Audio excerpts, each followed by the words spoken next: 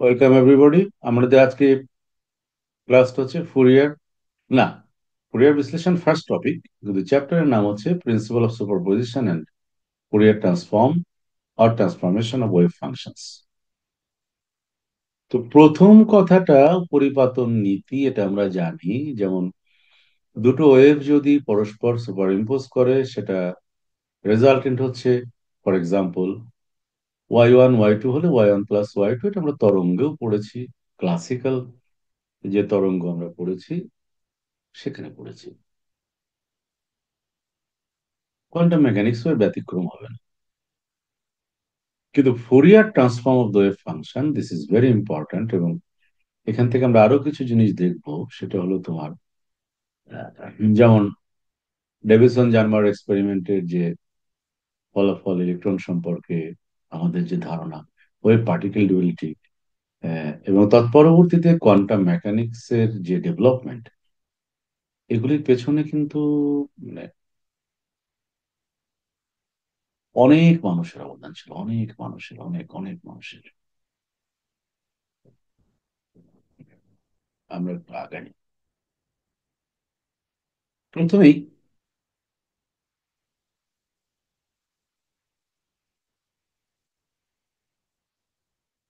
এই চ্যাপ্টারটাতে ফুরিয়ার বিশ্লেষণের গুরুত্বটা কি, অথবা আমরা কেন ফুরিয়ার বিশ্লেষণ এখানে অ্যাপ্লাই করব। একটা জিনিস দেখো, গতির সাথে যে সংশ্লিষ্ট তরঙ্গ ধর্ম কণা, এটার ভরবেগের একটা রিলেশন রয়েছে, আমরা জানি। আহ ওইটা একটু আগে আমরা মনে করে নিই। সেটা হলো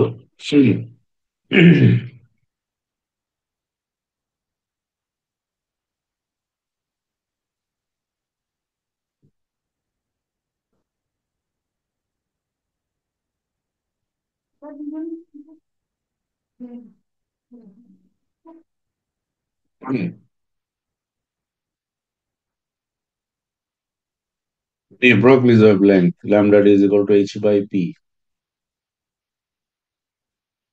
জি স্যার। জি স্যার। সবার মনে আছে নাকি শুধু তোমার মনে আছে? পড়িয়েছিলাম নাকি কোথাও এটা? মনে মনে আছে করতে স্যার। জি পারো? স্যার, জি স্যার। এটা স্যার মনে আছে। lambda কোয়ান্টামে dp is পড়েছেন। equal to h, তার মানে কনস্ট্যান্ট,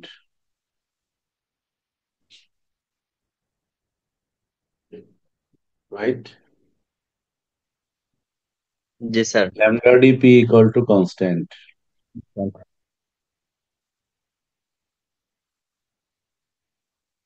এটা কিন্তু ভেরি ইম্পর্ট্যান্ট একটা relation. That means more the momentum, less the wavelength, because more the momentum, more the energy, more the energy, more the frequency, more the frequency, less the wavelength। কারণ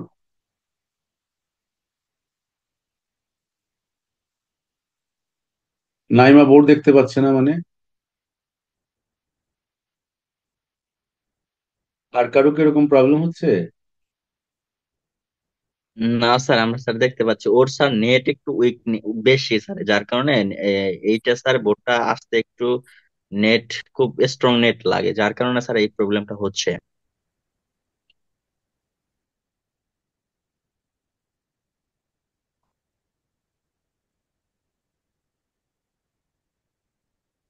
ওর যে সিমে net কেনা ছিল, ওই অন্য কোনো যদি নেট সিমে নেটটা কেনে তাহলে আমার মনে হয় যে ভালো হবে আর কি।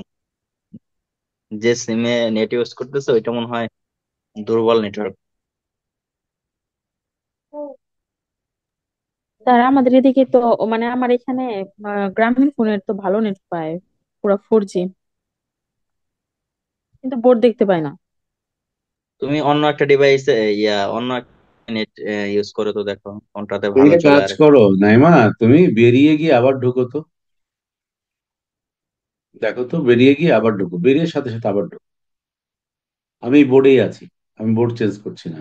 একটু দেখো তো তুমি। আচ্ছা।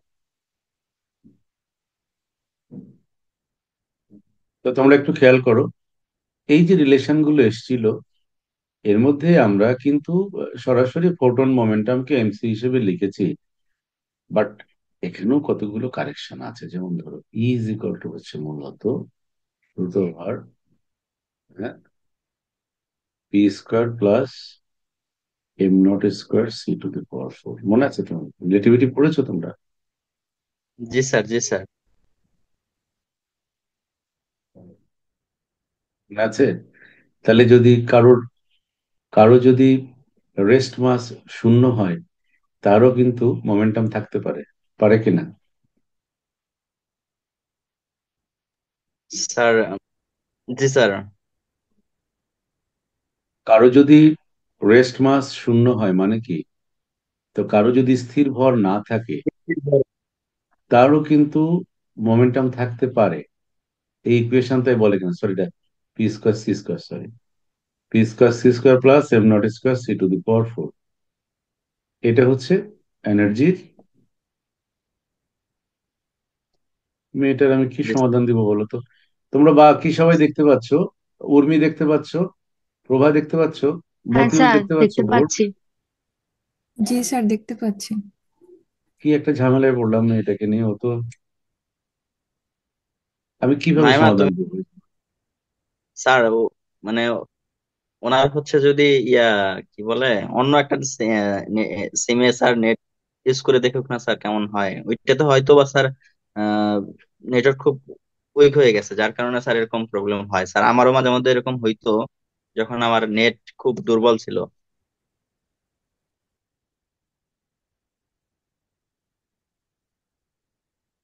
না, এখন হয়েছে কি, তোমরা যদি কেউ আচ্ছা দেখতে স্যার, না আপনি পেতে।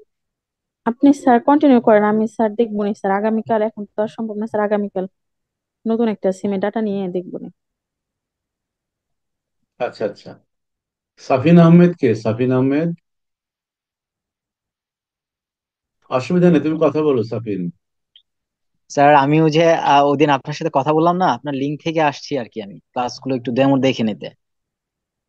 এটা ডেমো ক্লাস না বাবা, তুমি থাকো, অসুবিধা নেই, তুমি থাকো, সমস্যা ও নেই। এটা ডিরেক্ট ক্লাস হচ্ছে এখন।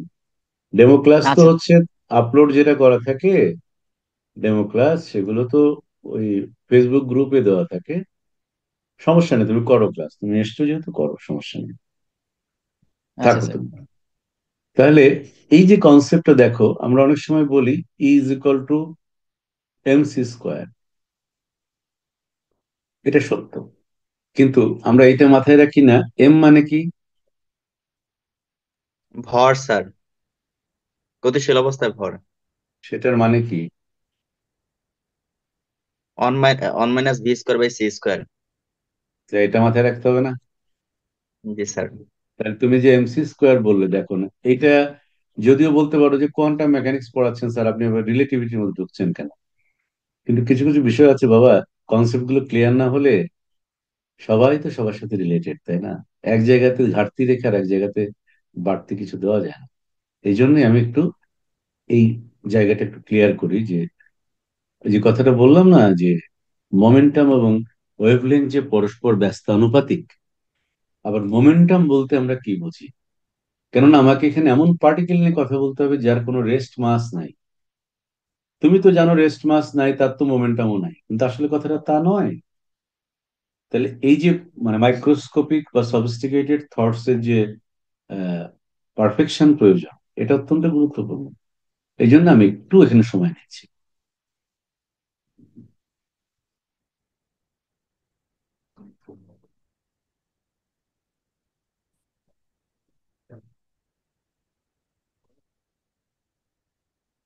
একটু দেখো তো, তাহলে E equal to M C square, M যদি হয় এত, তাহলে আমার কি লেখা উচিত?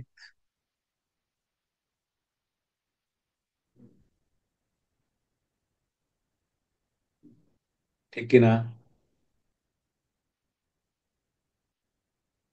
জি স্যার। সবাই দেখতে পাচ্ছ এখন? জি স্যার, দেখতে পাচ্ছি স্যার আমরা। তাহলে একটু খেয়াল করো, E square is equal to হয়, M not square C to the power four ভাগ হচ্ছে one minus V square by C square.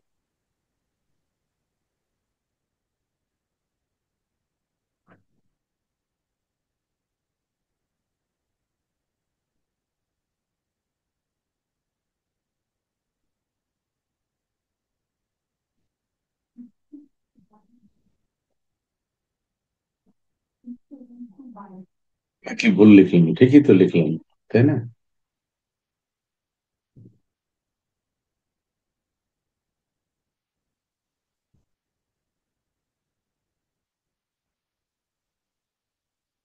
ঠিকই লিখেছে না? জি স্যার। আচ্ছা, এখন ধরো কোনো পার্টিকুলার V0, এই রিলেশনটা লেখার একটা কারণ আছে। কোনো পার্টিকেল যদি V0 হয়, তাহলে C² / C²(1), অর্থাৎ তার এনার্জি আসবে E = m0 c²। তাহলে আমার কিন্তু আমার উপরে যে ইকুয়েশনটা লিখেছি এটা ভুল নয়। E = mc², m naught in square হবে জেনারেশন। না স্যার? হ্যাঁ, স্যার ওইখানে ভি এর মান যদি জিরো হয় তাহলে স্যার এখানে ইকুয়েশনটা sir m m not square C square হচ্ছে স্যার। এদিকে তাকাও, আমার এদিকে যাও। আমি স্কোয়ার রুটের মধ্যে বুঝো কি বুঝো না সেই জন্য এটা লিখেছি, ঠিক আছে? তার আগে তুমি বুঝতে পেরেছো, দ্যাটস ফাইন। V = 0 মানে 1 - 0, তার মানে তো 1। So energy is m0 c²। This is called rest energy. জি স্যার, জি স্যার। এখন তোমাকে একটা জিনিস মাথায় রাখতে হবে যে স্থির ভর মানে কি? স্থির ভর মানে যখন সে গতিশীল নয়। তো স্থির ভর নাই এরকম অস্তিত্ব পার্টিকেলের থাকতে পারে, যেমন photon. G sir. For photon, m0 = 0. So how come there is even still there is energy associated with a photon? How come? Because E = mc²। এখন তুমি বলবা যে স্যার, তোমার প্রশ্নটা আমি উত্তর দিয়ে যাচ্ছি, তুমি বলবা যে স্যার m m0 / (1 - v²/c²)। এখন আপনি তো বলছেন m0 = 0, তাহলে এম তো নাই। কিন্তু একটা কথা মাথায় রাখতে হবে, m0 = 0 ঠিক আছে, এদিকে তো আবার ফোটনের জন্য তো v = c, কারণ ভি তো পার্টিকেলস ভেলোসিটি। তাহলে ফোটনের জন্য তুমি বলছো m0 = 0, লিখলাম 0। আর তা যদি হয় তাহলে 1 - 1, কেননা v = c লিখলে c²/c², 1, 1 - 1 0, তাহলে 0/0। Can you accept it? না স্যার, অনির্ণীয়। তার মানে কি? তার মানে আমরা তখনই চলে আসলাম quantum মেকানিক্সে। E = h nu, E = mc². Since there is no rest mass, there can have any rest mass associated with the photon. So we should write mc² is equal to h nu. সুতরাং m is equal to h nu by c². So photon definitely has a mass, and that is its mass of motion or relativistic বা গতিশীল ভর যেটাকে আমরা বলি। স্থির ভর নেই। তো স্থির ভর নেই সেই কনসেপ্টে আমি যদি ফোটনের ফোটনের স্পিডকে যদি আমি সি বলি, আলোর বেগ, তাহলে তো সেটা তো স্থির হলো না। স্থির মানে তো তখন তো তার ভর বলতে হবে, স্পিড বলতে হবে 0। খেয়াল করতে হবে। তাহলে v = 0 লিখলে it doesn't make sense.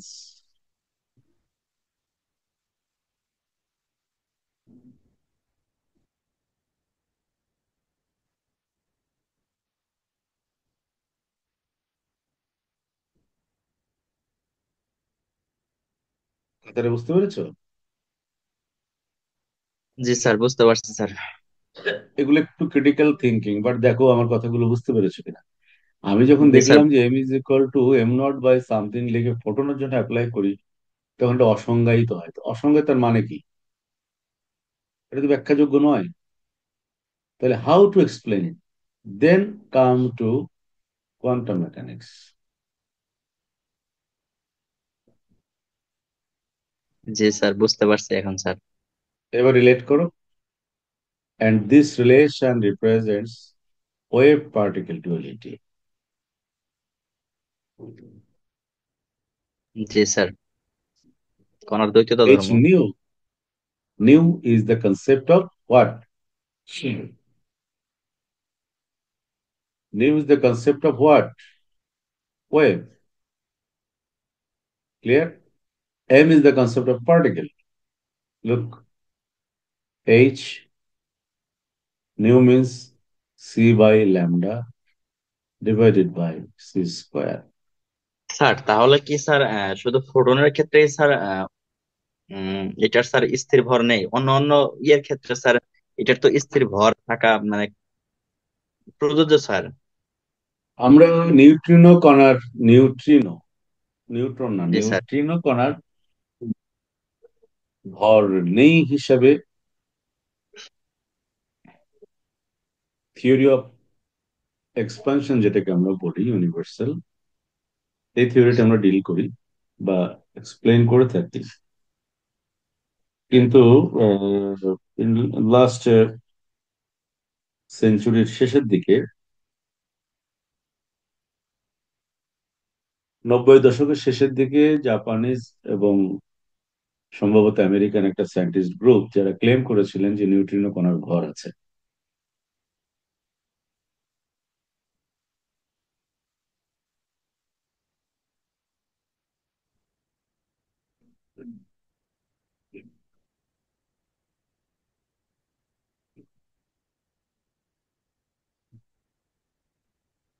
Neutrino কণার ভর আছে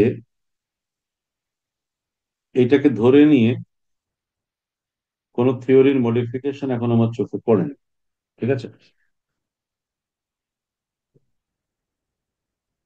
জি স্যার। তাহলে আমরা ওই টেন্টেটিভলি বলতে পারি যে নিউট্রিনো পার্টিকেল আর প্রোটন অলমোস্ট, কিন্তু হ্যাঁ definitely proton is the proven rest mass is zero particle till now. এই জন্য আমরা বলি যে কোনো কিছুর বেগই শূন্য মাধ্যমে আলোর বেগের চেয়ে বেশি হওয়া সম্ভব নয়, এবং কোনো কণাই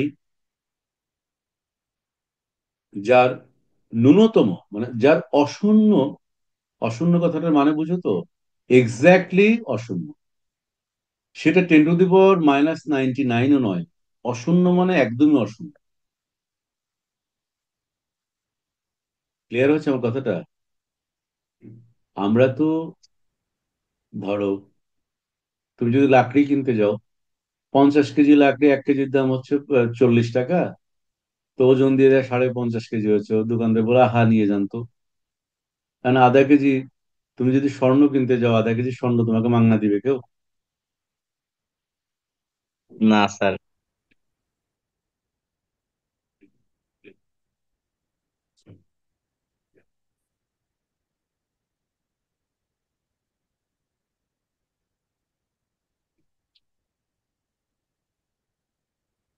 প্রেসিশন লেভেলটা কি দাঁড়াচ্ছে দেখো, আমরা যদি বলি যে এটা হচ্ছে ফোটনস মাস, মাস এটা হচ্ছে neutrino mass is equal to zero, এটা যদি এক্স্যাক্টলি কথাটা সত্য হয়, photon mass is equal to neutrino mass is equal to zero, এটা যদি এক্স্যাক্টলি সত্য হয় তাহলে এক এক ধরনের কথা। বাট বিষয়টা যদি এমন হয় যে no this one is confusing, তাহলে এই মুহূর্তে আমার পক্ষে এটা বলা সম্ভব নয়। কেননা বিষয়টা আসলে থিওরিটিক্যাল ফিজিক্সের এবং এক্সপেরিমেন্টাল এভিডেন্স যদি কনফিউজিং হয় কোনো কারণে, যেহেতু একটা ক্লেম ছিল এবং টিল টুডে আমার আমার কাছে এটা কোনো আপডেট ইনফরমেশন নাই, so I should go with this information that is only photon has zero rest mass. আমি এইভাবেই কথাটা বলবো।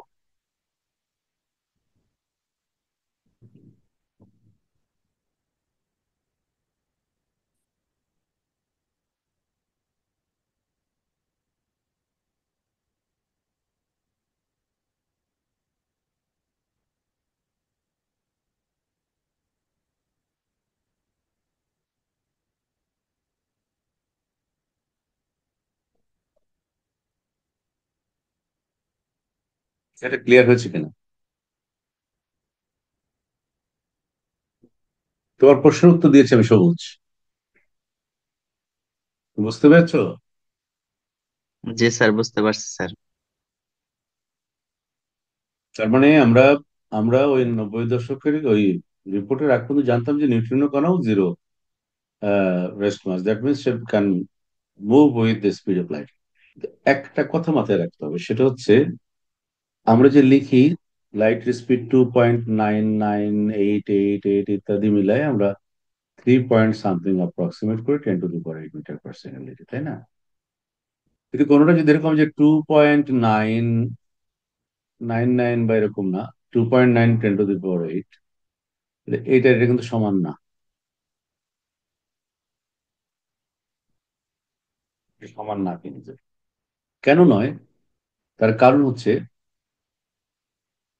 আমরা যেখানে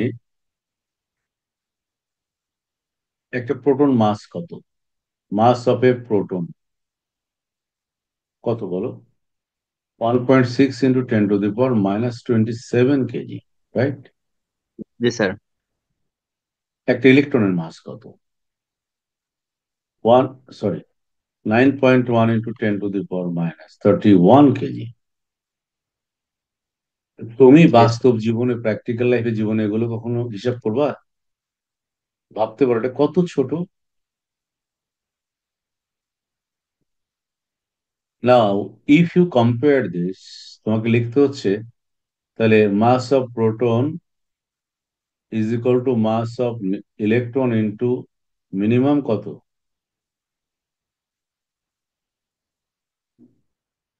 10,000। ঠিক,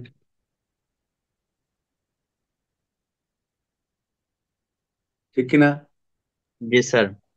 তা 10,000 ইলেকট্রনের মাস সমান আর একটা পার্টিকেল, তো তুমি দুইটাকে কি একই দামে এক বাজারে বিক্রি করতে পারবে?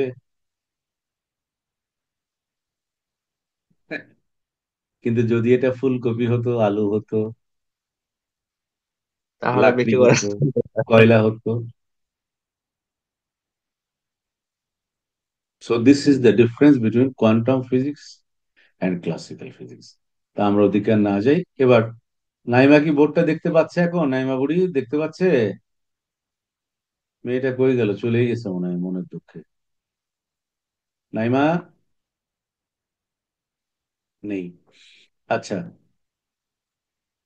এবার আমরা একটু আমাদের প্রসঙ্গে আসি। কি নিয়ে কথা বলছিলাম, কেন কথা বলছিলাম, আর কেন এই জিনিসগুলো আমরা ক্লিয়ার করার প্রয়োজন মনে করলাম?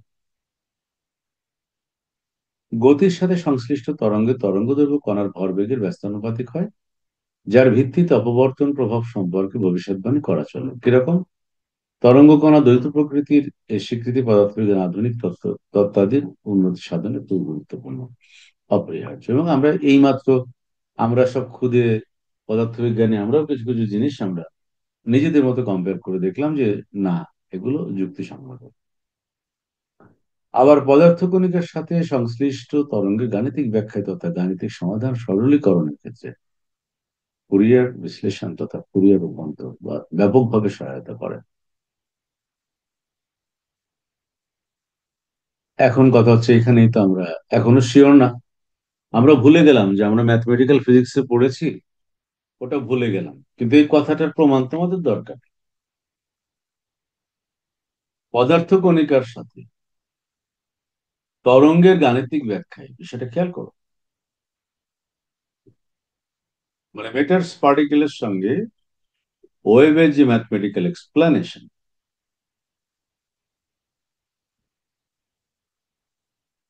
তাহলে এই চ্যাপ্টারটার গুরুত্ব কেন আমার থাকবে না বলো?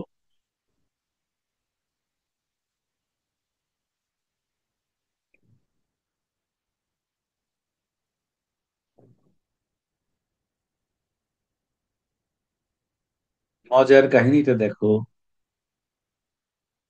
আমরা half range, full range, Fourier series পড়েছি।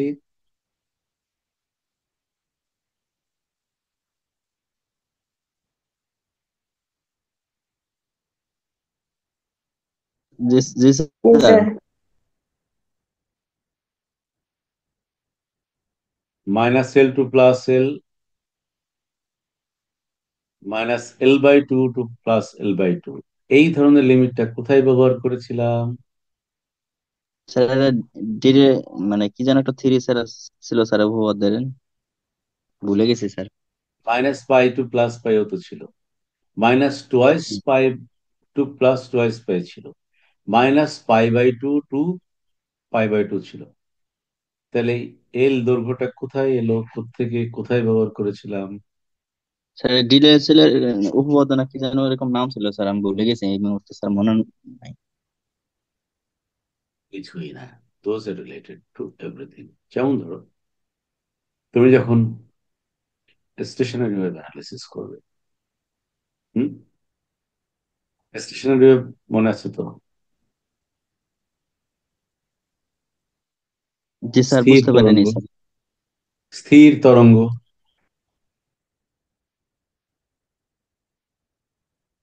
স্থির তরঙ্গ,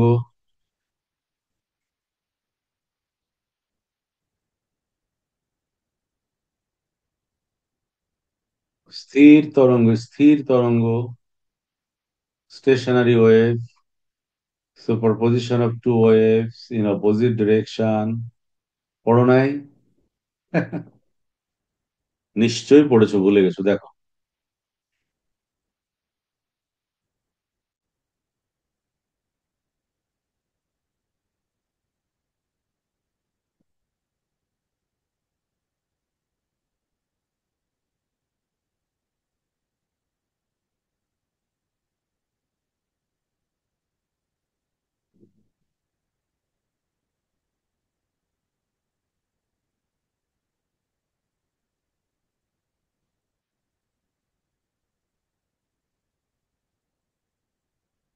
জি স্যার, এটা তো পড়েছিলাম স্যার। সুপারপজিশন হলো না, এটা গেল আর এটা এদিক থেকে, এটা তো এক ধরনের সুপারপজিশন, ঠিক কিনা? জি স্যার। হুম। এটা আপাতত এটা মাথায় রাখ। তাহলে এটা হচ্ছে এল বাই টু, কারণ পুরোটা হচ্ছে এল। We're starting from here. So this is plus L by 2. This is minus L by 2. G sir. হতে পারে?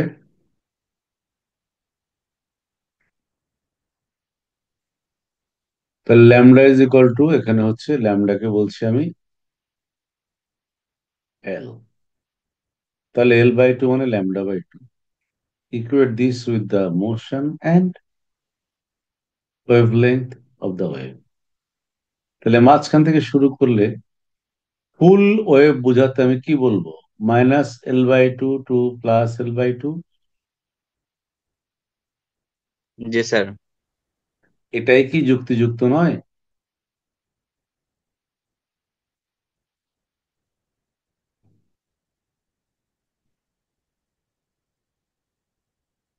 এর স্যার এটা সুবিধাটা কি বুঝতে পারিনি। বলতো? তুমি এটারে জিরো ধরলে এটারে বলবে এল।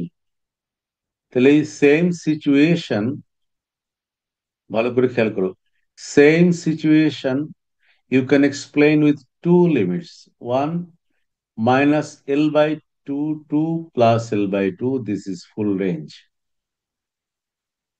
এই জিনিসটাকে তুমি বলতে পারো জিরো থেকে এল। এটা সিচুয়েশনের উপর নির্ভর করছে, সেটা আমি জি একটু পরে স্যার। ব্যাখ্যা দিচ্ছি। So minus L by 2, 2 plus L by 2 or 0 to L means the same thing. কারণ L by 2 minus L by 2 is equal to L. L minus 0 is equal to L. G sir.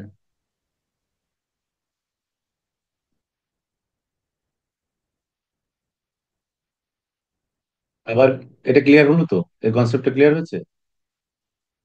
জি sir, clear হয়েছে sir.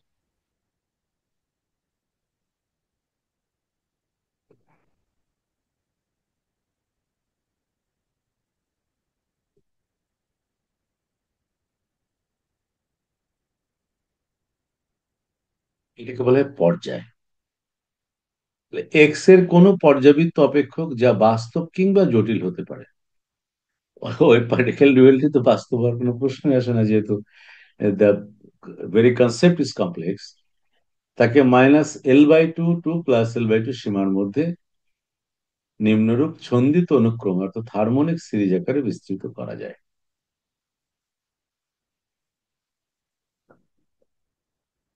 এই সেই বহুল পরিচিত ফুরিয়ার্স expansion, যেটা এখানে লিখেছিলে function of x, মনে আছে? জি স্যার, মনে আছে স্যার। এখন তুমি কি লিখবে? সাই এক্স।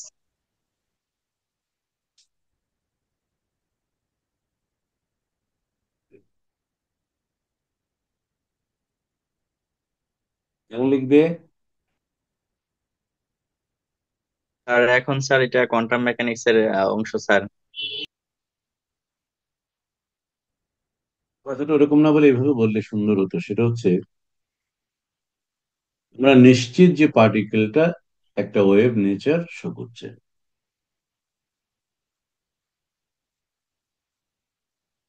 তাই আমরা ওয়েভ ফাংশনটাকে এখানে হাইলাইট করেছি।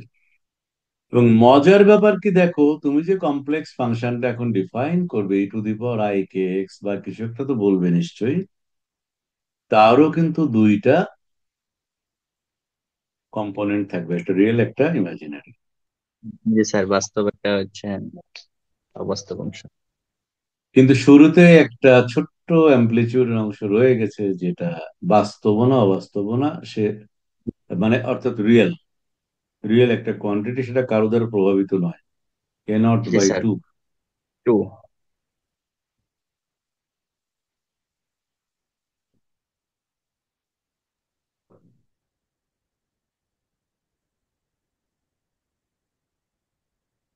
কনডিউমেশনাল প্রবলেমে জিরো পয়েন্ট এনার্জি পড়িয়েছিলাম, মনে আছে?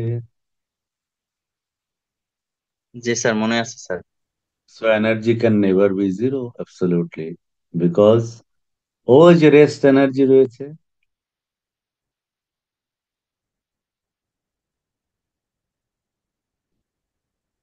হিসাবটা মিললো? জি স্যার। অর্থাৎ তুমি যখন কোনো একটা পার্টিকেলের রিলেটিভিস্টিক্যালি তুমি যখন যাও, তুমি একটা পার্টিকেলের এনার্জির দুটো অংশ তুমি উল্লেখ করো, একটা হচ্ছে রেস্ট এনার্জি, একটা হচ্ছে কাইনেটিক এনার্জি, দুটোকে মিলে বলো টোটাল এনার্জি, এবং সেটা হচ্ছে equal to MC square. Very good.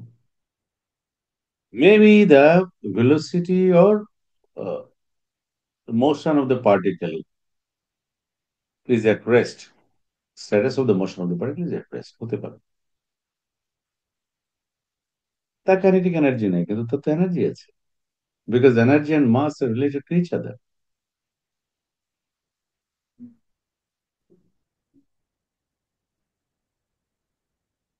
এই যে এটা তো হচ্ছে স্যার ওই যে হাফ এইচ কাট ওমেগা, মানে ওইখানে স্যার শূন্য বিন্দু থাকতে পারে না স্যার। Yes, yes, একদম। তো সেটা তোমার হারমোনিক অসিলেটরের ক্ষেত্রে হতে পারে। When you will explain the oscillation or harmonic oscillator quantum mechanically, definitely the zero point energy must not be zero. That will be half h cut omega. এবং ওই h cut ওমেগাটাই হচ্ছে তোমার actual amplitude, the energy, initial value of the energy. Half H cut omega আসবে। এ not মানে তা না, এ নটটা তো সাই এক্স এর এক্সপ্রেশন আসছে। কিন্তু তোমার যদি if there is some non zero energy, definitely there will be some wave function or describing, what to say, language describing phenomenon. তাই a0/2 plus an cos twice pi nx/L plus bn sin twice pi nx/L, এইটা তো আমরা mathematical ফিজিক্সে করে আসছি, ঠিক কিনা? জি স্যার। এখানে বলেছিলাম function of x, right? G sir. এখন কি বলেছি? কি কি বলেছি? সাই এক্স। সাই এক্স কাকে বলেছি আমরা? The wave equation of a particle, the particle which exposes the wave particle duality, the nature, in accordance with the quantum mechanical truth, তার ওয়েভ ফাংশন হচ্ছে এটা। এন আর বিএন এর সহগ আমরা ম্যাথমেটিক্যাল ফিজিক্সে যেভাবে বের করেছি এখন ঠিক একই ভাবে বের করেছি, সেম ওয়েতে বের করেছি, এখানে কোনো কম্প্রোমাইজ নাই। আর এটা এরকম হয় না, কারণ ওই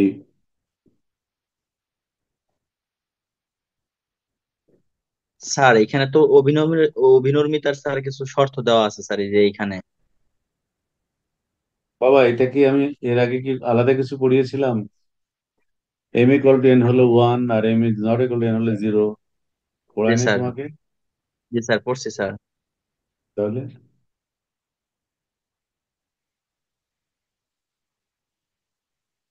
একটু মনে করাই দিই, অনেকেই বোধহয়। আইগেন স্টেট, জি স্যার, আইগেন স্টেট থেকে স্যার ওই যে অভিনর্মিতার শর্তটা আরে, মনে। এত কিছু পড়ালাম তোমাদেরকে, তোমরা বইয়ের বাইরে মনে হয় 30% বইয়ের বাইরে পড়িয়েছে আমি, অ্যাডিশনাল, যেটা তোমার বইয়ের মধ্যে নাই। লেকচার গুলো দেখো না, আমি তোমরা কে কতটুকু দেখো আমি কিন্তু বুঝতে পারি, আমি ভিউজ দেখলে বুঝতে পারি না। তোমরা যারা রেগুলার ক্লাসটা করো তোমরা ভিডিও গুলো দেখো না, আর যারা রেগুলার ক্লাস করে না তারা ওই টিউশনি এটা সেটা নিয়ে অন্যভাবে নিও না। তারা বর্তমান সময়টাকে মূল্যায়ন করছে না, সে ভাবছে সে সারা জীবন এভাবে ওই টিউশনি মাস্টার হিসেবে থাকবে অথবা যা করছে তাই করবে। দৃষ্টিভঙ্গিটাকে বড় করতে পারছে না। স্যার যে এত এনকারেজিং পয়েন্ট অফ ভিউতে কথা বলছেন, এটা তোমরা গুরুত্ব দিচ্ছ না। তোমরা কেন এটা মামলে নিচ্ছ না বলো তো আমাকে? দেখো, এটা পড়েছি।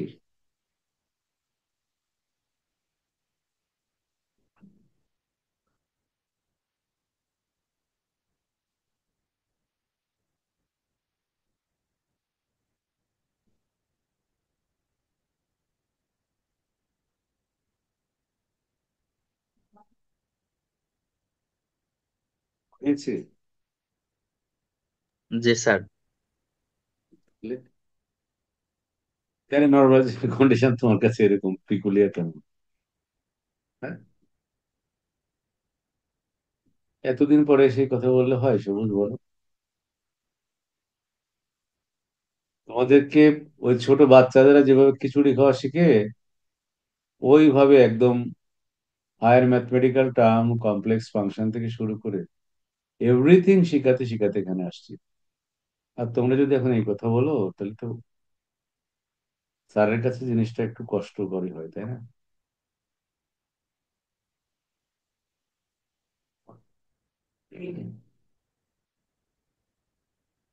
M is not equal to N হলে 0 হবে, আর যদি এম ইকুয়াল টু এন হয় তাহলে 1 হবে। জি বোঝা স্যার। গেল? জি স্যার। তাহলে ইন জেনারেল তুমি কি লিখবে? ডেল্টা এম এন লিখবে। এই যে দেখো, এখন এটা অ্যাপ্লাই করো, অ্যাপ্লাই করে লিমিটটা -L/2 থেকে +L/2 এর মধ্যে আনো। ইয়েস, কোএফিসিয়েন্ট বাবা একটু দয়া করে যাও ওখানে, ম্যাথমেটিক্সে যাও, দেখো। আজকে এই লেকচারটা যে কারণে আমি দিলাম সেটা হচ্ছে এই কন্ডিশনগুলো অ্যাপ্লাই করে আমি তো I expected that you will have no problem regarding this. যাই হোক, তো তোমরা একটু আমাকে আগামী দিন এই ম্যাট্রিক্সটা কিভাবে সংজ্ঞায়িত ম্যাট্রিক্স ঠিক বলা উচিত না, রিলেশনটা কিভাবে দেওয়া হলো, এবং ফাইনালি এই কোএফিসিয়েন্টটাকে আমরা কিভাবে ডিফাইন করলাম, এই আউটপুটটা আমাকে আগামী স্যার এটা তো ওই যে বি এর এ নট এর মান আর হচ্ছে হোয়াট এর এভার। এ। আমি তো বললাম যে আমি সব শিখিয়েছি, সব। আমি দায়িত্ববোধ নিয়ে কথা বলছি না বাবা, আমি তো দায়িত্ব নিয়ে কথা বলছি। আমি সব শিখিয়েছি, তুমি একটু ভেরিফাই করবে যে আমি যা শিখিয়েছি সেটা তোমার মনে আছে কিনা। আমি জি প্রয়োজনে স্যার। স্পেসিফিক ভিডিও নাম্বারটা উল্লেখ করে দেবো যে এত নাম্বার লেকচার এটা আছে। জি স্যার। তুমি একটু কনফার্ম করবে আমাকে যে এটা কিভাবে এসছে, সিএন এর মানটা কিভাবে এসছে। আমি আগামী দিন 4.2 থেকে শুরু করবো, আমি দাগ দিয়ে রাখলাম আজকে, কেমন? জি স্যার।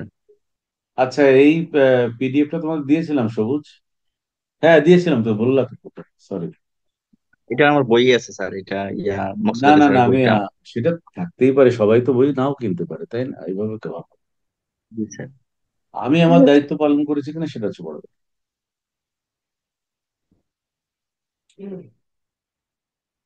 ঠিক আছে তাহলে।